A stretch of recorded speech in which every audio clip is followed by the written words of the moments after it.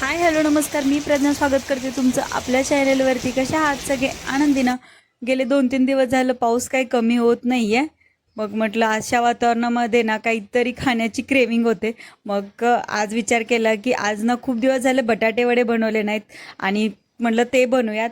आणि असं म्हणजे जास्त करून बेसनचं खाण्याची ना खूप आणि खूप मजा येते पावसाळ्यामध्ये। मला बटाटा भाजी बनवायची होती, त्यासाठी मी भरपूर कोथिंबीर, आलं, लसूण आणि मिरच्या घेतलेल्या आहेत आणि त्या ग्राइंड करून घेते। काय नको पाहिजे दादाला?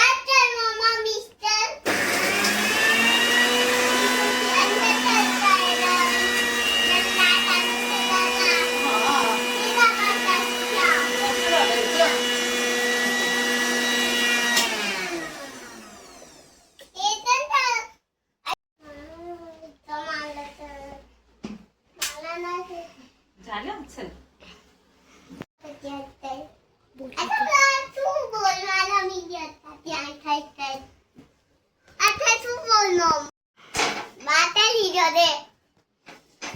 बटाट्याच्या भाजीमध्ये टाकण्यासाठी मला शेंगदाणे हवे होते। मग त्याला व्यवस्थित भाजून थंड केले आणि त्यानंतर जे चपातीचं आपण जे भाजणं असतं ना, तर त्याच्या साहाय्याने ना दाबून अगदी व्यवस्थित अर्ध्या अर्ध्या पाकळ्या होतात। काय करतोयस? चहा बनवतोयस?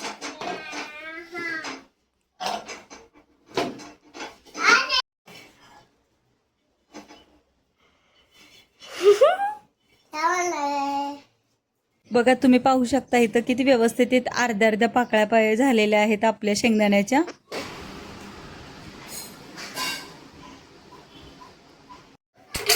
इथे आपल्या शेंगदाण्याच्या पाकळ्या करून झालेल्या आहेत। तर कढईत तेल ठेवलं आणि मस्त जिरे मोहरीची फोडणी करून घेतली आणि त्यावरती नंतर मी शेंगदाणे टाकलेत।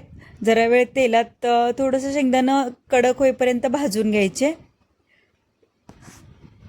आणि नंतर कांदा घालायचा आणि कांद्याला पण ना हलकसा ना ब्राऊन कलर येईपर्यंत छान परतून घ्यायचा। इथे मीठ घातलं होतं मी, पण स्किप झालं, व्हिडिओ नाही घेता आला। आणि त्यानंतर जे आपण वाटण बनवलं होतं ते घालून मी त्याला व्यवस्थित हलवून घेतलं।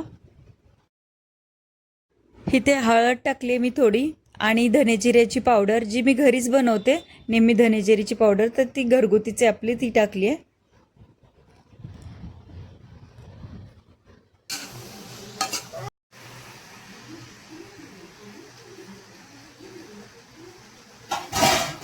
तर इथे रेडी झालेली आहे आपली बटाट्याची भाजी।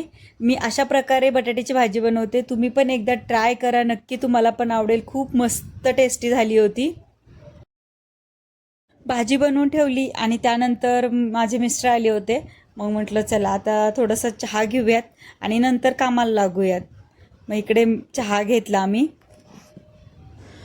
पीठ आणि त्यामध्ये मी मीठ टाकलं होतं आणि थोडासा सोडा टाकलाय, ते राहिला माझा व्हिडिओ घ्यायचा। आणि ह्याच्यावरती ओवा टाकलाय, तो ओवा व्यवस्थित चोळून टाकायचा।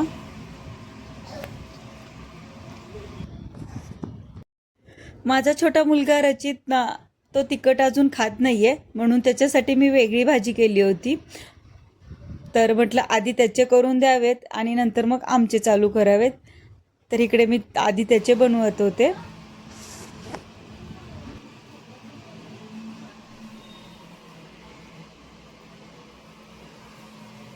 मी नेहमी चटणी बनवताना ना जे चुरा असतो ना, तर त्याची बनवते।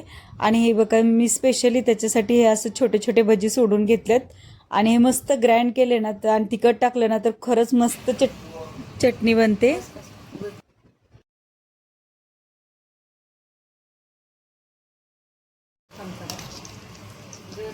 तर इथे आपला वडा रेडी झालेला आहे आणि ना मी जेव्हा वडे तळत होते ना तर पूर्ण घरभर वास एवढा छान दरवळत होता ना, मस्त वाटत होतं। आणि इथे माझे एक एक करून ना सगळे वडे झाले तळून। तर कसा वाटला ब्लॉग ना हे प्लीज कमेंट करून सांगा। आवडला असेल तर लाईक करा आणि सबस्क्राईब करायला अजिबात विसरू नका। भेटूया पुढच्या ब्लॉगमध्ये।